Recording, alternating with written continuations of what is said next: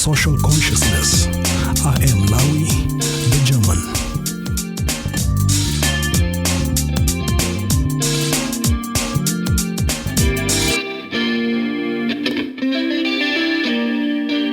In a world of specialization, material culture and bias filters, many lose themselves trying to be conformists.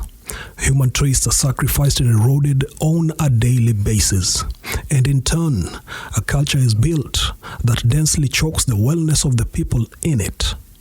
The Samaismela Show seeks to raise the collective social consciousness at the human level and spread positive energy to the nation. But first, the mellow sounds of Aimee coping, reciting "O land, O lilies." In a land on yonder, in wander and wonder, the caravans slow ponder, a heritage of plunder, bequeathed ne'er new bequest under. Dwell ye in spirit of the land, Sander.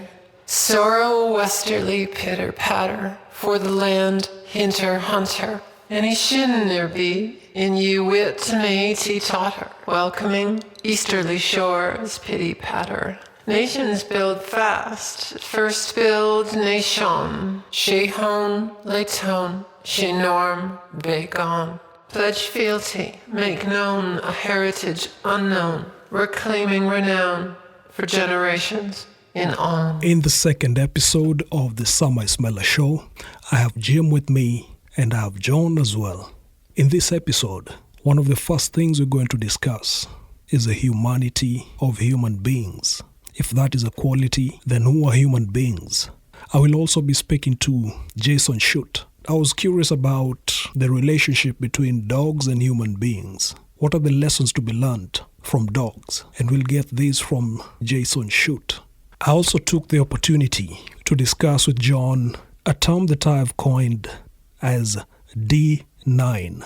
We'll get into it with John about the 9 traits or attributes of human beings that can be observed on a day-to-day basis, but from a negative perspective. Why do human beings exhibit these traits? Those are questions that I may want to leave with you as the audience and see how far we can go as in discussing or introducing these initial concepts. So look out for D9 during my discussion with John. There are also a couple of protests around the world. What is the cause of these protests? We'll be looking at France, we'll be looking at Peru, we'll be looking at South Africa, we'll be looking at Kenya. What is the cause of these protests around the world? And as always, I move around asking people questions that are in their blind spots. And this time I'll be asking how many countries are in the continent of Africa. Let's see how they fared. So thank you, Jim, for making it. It's good to see you today. It's another good Friday. As with me, Lawi. I want us to go into some interesting topics around the world. And our topics today are going to be centered around protests. Yes. Have you been in a protest in the recent years? Not in the recent years. In my younger university days, yes. But compared to what protests are today, I look back and say they were pretty tame. Right. So with me is some interesting collection of protests around the world. And if you allow me to read some of them to you, Jim, I'll start off by reading the first one, which is the mysterious poisoning of girls in schools in Iran. And this is what the news article says, that hundreds of schoolgirls in several cities in Iran have been mysteriously poisoned in the last 3 months. It all started in November in the holy city of Qom, south of Tehran, where about 50 female students fell ill and had to be transported to the hospital. Most were released in a short time, but several had to be kept for observation. A lawmaker told an open session of parliament that girls in up to 15 cities had been affected but did not name them. And it gets interesting. For months, authorities in schools, governors' offices, and the health ministry had either denied or downplayed the incidents, saying the schoolgirls had panicked or were experiencing minor symptoms. But a deputy health minister by the name Younes Panahi stated that the poisonings had been deliberate And he went as far as to say that some people wish to stop girls from going to schools, but did not elaborate.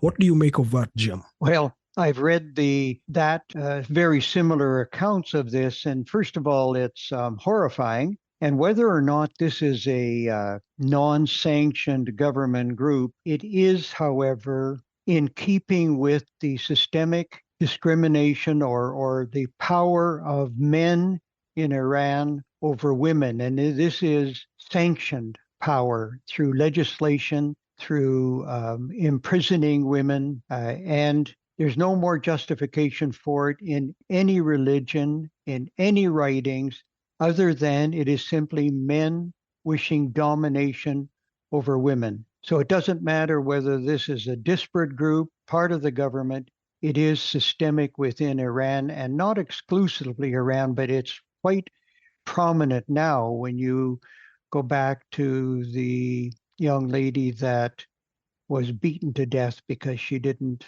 have the proper head covering. And Right. they have a problem. I mean, I believe that the ongoing and persistent, with the men and women in the streets Yes. challenging the government, that I believe, Lawi, is unprecedented, at least in its length. I mean, people have been killed as a result of putting their name. So this is just one more example of why, of the men domination of women over nothing more than wanting power. I was born and raised in the Catholic Church, and I benefited greatly from many of the, I guess, the principles that were left with me.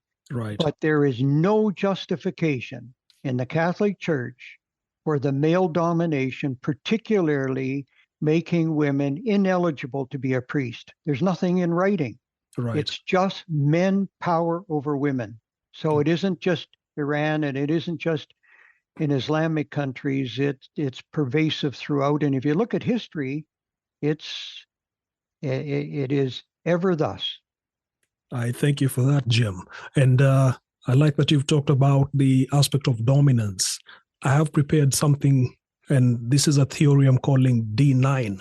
In the next episode, I'm hoping that we may be able to discuss what I'm calling D9. It has to do with dominance as well. So I appreciate that you've preempted my thoughts on that topic. The other bit of news that I find most interesting and still remaining in Iran is the missing Canadian woman whose family believes is detained in Iran. And this, getting this article from globalnews.ca. And very quickly, if you allow me to read it to you in summary, this is what the news article says. There's a lady called Benushi from Vancouver. She has been working as a spa manager and decided to travel with her boyfriend to Iran. The last, and according to the father, she disappeared in Tehran along with her partner, Matthew Safari, also known as Majid, nearly a year and a half ago. According to the family, she is in Iran, but the follow-up since November 2021 with both the Tehran government and the Canadian government have not yielded any feedback or voice from the lady called Benush. What do you make of that? Because this is, to me, is an extension of chaos in one country affecting citizens of another country. And I've only heard about this recently. There may have been articles about her missing a year or year and a half ago, but it's only recently that I read about it, and it makes no sense to me. There doesn't seem to be, at least with the young lady, a political motive. Have you? I haven't read anything that there is a political motivation that either or both are law in Iran, and our Canadian government has been silent. According to the Canadian government, according to the Iranian government, and if I may find this very quickly. Yes, good. They were detained for reasons of espionage, I believe. Yes. Let me get this very quickly. According to the Iranian government, and I'm reading the reason, I'm trying to locate the reasons very quickly here. Yes, the reasons cited were, and this I'm reading straight from the Global News, There's Yes. no record of Benouche's arrest or any charges, but the family says two sources in Iran, who they can't identify for safety reasons, allege the regime is holding her in prison on super threats to national security. Imagine that, eh? One Very. young lady, one young man, jeopardizing that entire country. But you can say anything, as did China when they had the two that are two Canadians over the charges, and this is typical, but the Right. charges of the two in China were so grave they were going to have trial, be imprisoned. And as soon as we released the person that we had been the head of the telephone, Right. they were magically sent back and no problem. So this is the same thing. There has to be something that triggered it, Lawi, and we don't know what it is. Exactly. We don't know if it's her family that is a dissident, or we just don't know. But I'm not hearing anything from our government in either protesting or asking that she be brought back to Canada. Have you? Now, this is what I saw. There was a family representative, because it appears the family only speaks Farsi, and they appointed a representative to speak to the Canadian government on their behalf. He did make a phone call that was recorded in that news article, and in the phone recording, it appears that he was making a second follow-up, and he was very agitated, saying it appears the Canadian government is not taking the matter seriously. The family was concerned that there's not been sufficient effort. Only the other side of government, as I could hear from the conversation, was saying the matter is being treated very sensitively. Probably it's not the time for them to disclose how much effort is going on, but there's certainly a lot to be discussed in this subject. Isn't that convenient? And it didn't happen 2 weeks ago. This is over a year. This is all because I read and here. And then we're still in the sensitive stage. Right. Wow. This is November 5th, 2021. So, okay. And the last message Benouche wrote to the family or the brother was a text message saying, "I'm not in Turkey." And the family has been speculating about why she had to specify that. Yes. But once again, I have to look to our Canadian government, and I'm not seeing strong demands when this occurs, and it's going to occur again and again. I guess we're easy marks. Okay, that's certainly a bit. It's my opinion, but how else can you come to it? Right. Certainly, it will be a point for concern for many. Yes. I want to move to another country, and this time we're in Europe. The country is France. So The Guardian reports that more than 1.2 million people marched in France over plans to raise pension age to 64 from the current 62 years. 2 years sounds like a short period, but do you think there would be cause for concerns for many retirees, especially who are anticipating retiring at 62, being told, hold on, you have to keep working until 64? Well, it's very difficult for us to understand, particularly in France. Their work day, their work week is much different than ours. Right. And I remember when Mr. Harper, when the Conservative government under Mr. Harper said that they would like to increase the retirement age to 67, meaning that's when your pension would begin here in Canada. And there was a big fuss, and it was only 2 years. So I think what we're dealing with here is relativity. 63 or 62 for retirement sounds a little young, particularly since our life expectancy is way up since the pension since these numbers were put out. So I'm beyond that age now. So it's very easy for me to say, what I think, because it's not going to be part of me. Right. But the aging population, and we call it the baby boomers here, are swelling, consuming pension dollars, consuming a higher per capita healthcare dollars. Something has to be done. Right. And whether it's France or it's Canada, we're facing some pretty significant issues because of people like me who are, most of us are no longer in the workforce contributing taxes based upon our earnings. Right. What we pay now is based upon our income as retirees. So the aging issue is very significant in terms of government's ability to continue to pay these pensions, but to the increase in health dollars. The other part of it is that because of the boom right after the Second World War and this influx, our economy just boomed. And right now, Canada is beginning to see a shortage of working age people ready to take the jobs, which is why the government's increasing immigration. Japan's in real trouble because they've had little or no immigration and they're having difficulty filling jobs. So you've got seniors consuming a great deal of the gross national product, and the people who are going to keep businesses and industry going and paying those taxes, we're having difficulty. So, but Lawi, I'm not seeing our current politicians here in Canada, at least, and perhaps in the so-called industrialized countries, addressing this issue. Okay. We're still talking about, in Canada, we're still talking about gun control and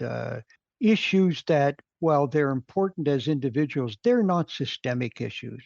Right. So I call them, and we hear about wedge issues, don't we, here in Canada? They call them wedge issues. And these are deliberate issues put forward to divide and conquer based on political ideology. I call them wedge herrings because they're meaningless and their only intent is to divide the voters and get the voters angry with the other party so that they're going to vote for us. What I dearly want to see in the upcoming election are the real issues that we face in Canada, and you know them all anyway. You've been here long enough. So, well, I'm still a newbie, so I won't open myself up to commentary as yet. Yes, okay, but that's what and I'm at the stage of my life where I can look back and I don't mind saying I grew up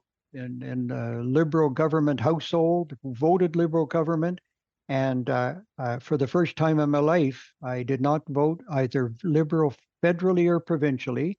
I voted the liberal federally two elections ago because our member of parliament here in Guelph is an excellent member of parliament as he takes care of his constituents. He reports, but he can only report, of course, what the government's going to tell him. But I did not vote liberal, and I mentioned this to Lloyd Longworthy, that I said, I voted for you the last time, but I can't vote liberal again until I see substance coming out. And I'm not seeing it from the Conservatives either. Right. And before our audience starts asking whether this is a commentary on Canada's state of affairs. But it's related, it's worldwide, Certainly. isn't it? We face the same things that our friends are facing. It's just different numbers. Certainly.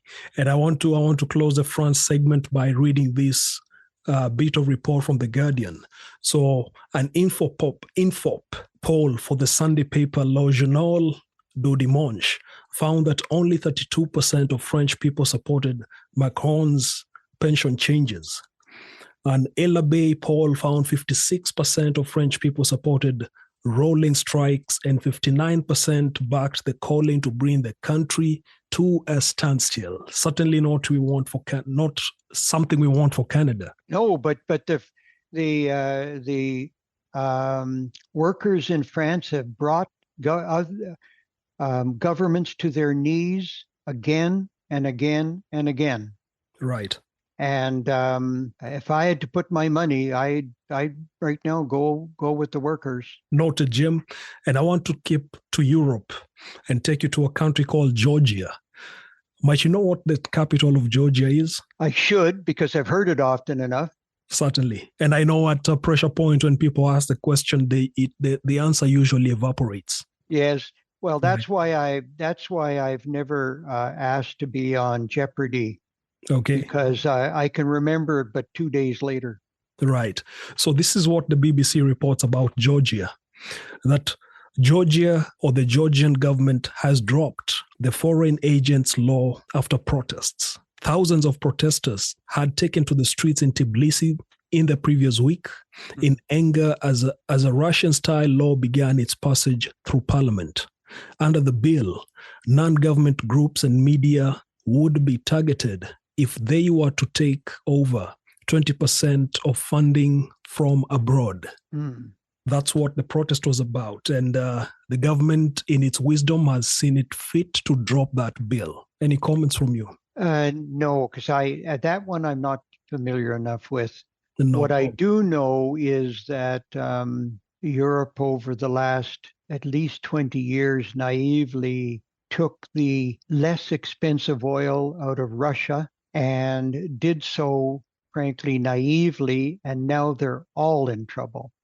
Right. So I think that Russia has played the medium to long game, and they've, unlike China that plays the very long game of thousands of years, Russia played a medium long game, and that's why they're still able to do what they do, because of the reliance on Russian oil. For goodness sakes, President Biden, on the very first day of his inauguration, canceled the Keystone Pipeline from Canada down to the U.S. and instead is buying Russian oil.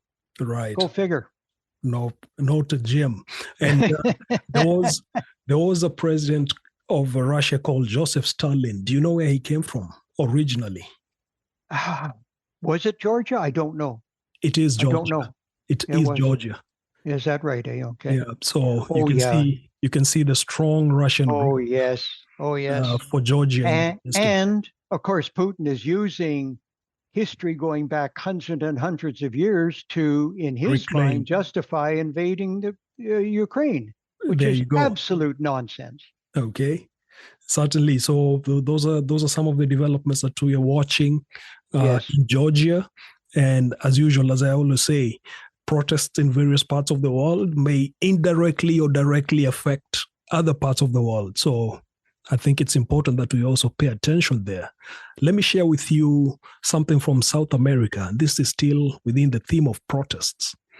And in Peru, an opinion piece in the Washington Post reports that Peru's protests are a fight for democracy. This is what it's about. Ever since Peruvian President Pedro Castillo failed in his power grab exactly 3 months ago, protests have been roiling the country almost every single day. The international press has had a difficult time grasping what has really been happening there. Was it the work of Castillo, their editorial poses, or the work of Castillo supporters? Was it impoverished people from rural areas demanding social rights?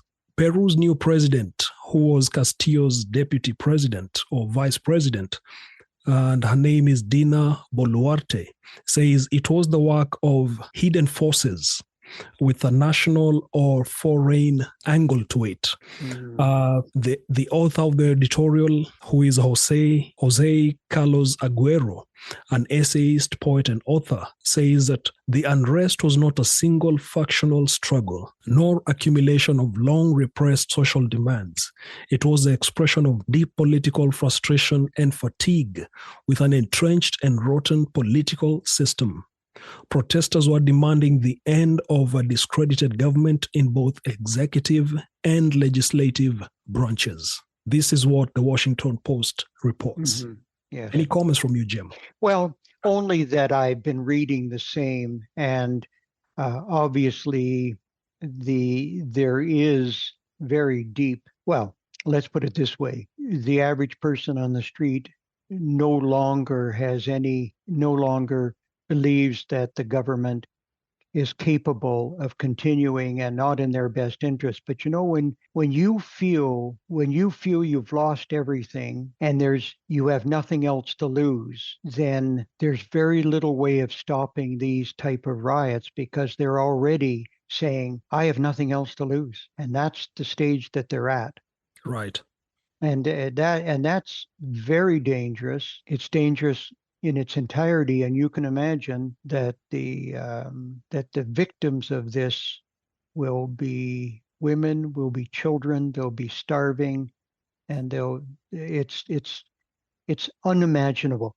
Right. I do not know how we as human beings, thinking human beings, can become so depraved that we lose sight of humanity. I just don't understand it. I don't. I never will, and maybe there is no understanding. Right. And I want to move the subject to the country of South Africa. And in South Africa, we have the African National Congress. This was Nelson Mandela's party. Yes, yes. There is a former youth leader of the African National Congress by the name Julius Malema. He's now the leader of the Economic Freedom Fighters Party, the EFF. And Julius Malema has said the party would stage a national shutdown in a bid to pressure President Cyril Ramaphosa to resign. The party blamed Ramaphosa's administration for several socio-economic issues, including poor economic growth on the back of rolling blackouts, unemployment, and the rising costs of living. And this is according to the Eyewitness News. A little bit of background. I went and read an article, background to also this protest planned for 20th of March. I went and read an article from the USA Today, and this article is dated 28th May 2019. USA Today listed 15 countries that have the widest gaps between rich and poor. And this is what the USA Today article said. Income inequality in South Africa today is in large part the legacy of the government's former policy of apartheid. The policy segregated the country's black majority from the white minority, to the great economic and political disadvantage of the former group. Apartheid was the law of the land from 1948 to 1994, and many of the economic disadvantages that were law during that near half century, are now so deeply entrenched that South Africa has the worst economic inequality of any OECD member or affiliate state. More than 1 in every 4 workers in the country are unemployed, and frequent labor strikes and skill shortages hinder the country's economic growth outlook. Any comments, Jim? Oh boy, that's what I have to say would be at the very surface level. Right. Mandela will go down in history as one of the greatest individuals that ever walked this earth. And to do what he did after coming out of prison is absolutely incredible. I think that the current government and previous ones after Mandela have done him a great disservice. How long can we blame apartheid for the current corruption that is taking place in South Africa? The potential in wealth is still there. Right. And I think you can only blame apartheid so long. There's corruption. I have a relative who lives in Cape Town, and I learned a little bit about that. But once again, the gap between rich and poor isn't just white and black now. Right. It's also black and black. If you allow me, Jim, I'm inclined to go into the defense. Good. In this regard, my view is that apartheid had been there for a long time. Yes. It did segregate the majority of the South African population from opportunities. Certainly, had there been an opportunity for them to participate in the economic endeavors of the nation, they would have evolved over time and seen the worst sides of capitalism, and then moved into a phase of saying, okay, we have seen the best side, we've seen the worst. Can we now develop systems that will ensure equality for all? But it seems from 1948 to 1994, that grip was just too strong a hold for independence to break. So, and that's a good pushback, Lawi. Absolutely. But how long? Well, see, Mandela said the expression that often organizations of the blind have used since, but it came out of South Africa. Right. Nothing about us without us. Right. Came out of the movement in South Africa, and I couldn't agree more. But we've time. Since how many years has the ANC been? 1996, did you say? From 1994 to date. 1994. Right. So it's coming up on. So quick math here. It's coming up on 40 years. Right. So this being 2023 and 1994. Yeah. 29 years. Yeah. So when does I'm taking apartheid 1994. Yes. Ended and began in 1948.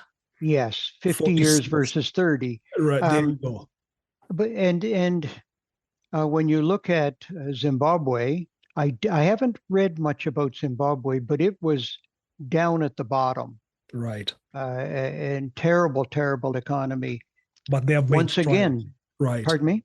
And they have made strides towards advancement. They have, eh? Okay. And I wish I know this is a topic for us to return back to at some point. We only have maybe 3 minutes on the clock. And I wanted to very quickly highlight one more protest being planned for the 20th of March. And this is in the country of Kenya.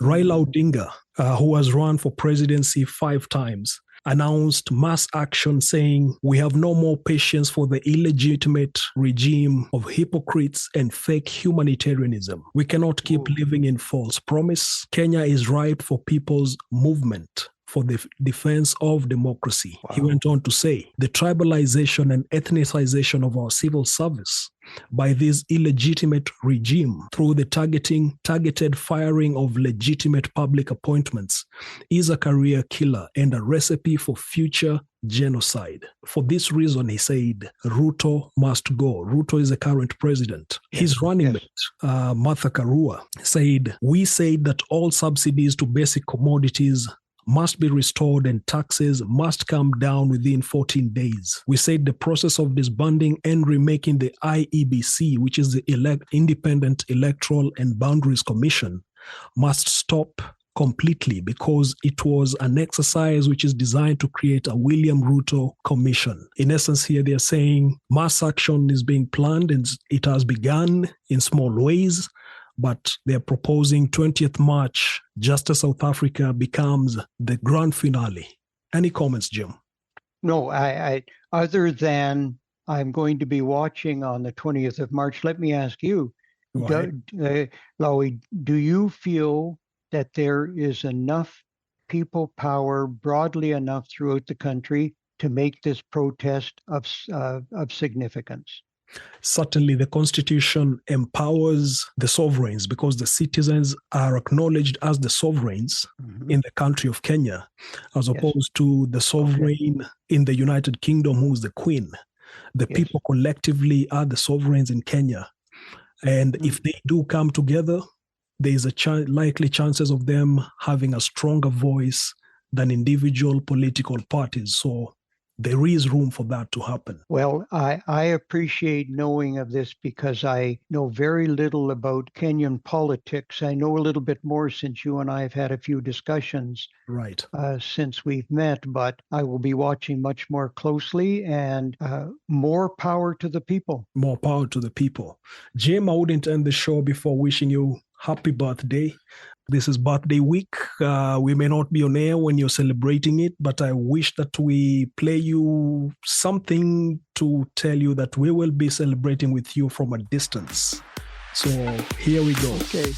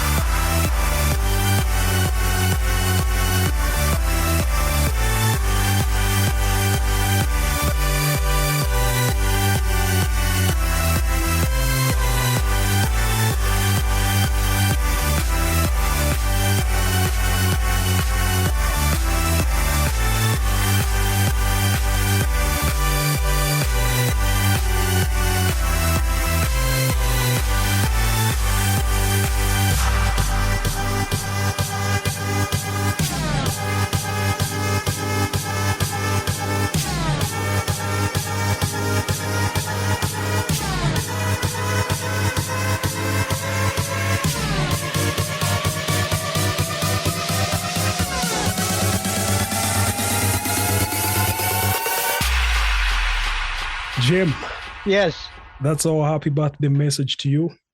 it's all I could do to sit and not stand up and dance. Right. I managed to sit down. I know you couldn't resist. I could see your hands clapping. Yes, yes. We should be clapping for you.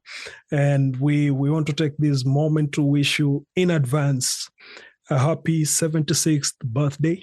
I know you've been through 3/4 of a full life. Thank you. But I've told my motto, I think I mentioned to you before, Lawi, is I'm going to survive if it kills me. Right. That's a good motto to live by, Jim. Take care. And, take care, Jim. And as usual, say pass our regards to your wife, Anne. I sure will. And we look forward to having you in our next show, Jim. Take care. Enjoy the week. Thank you, Jim. Same to you. Bye. Bye.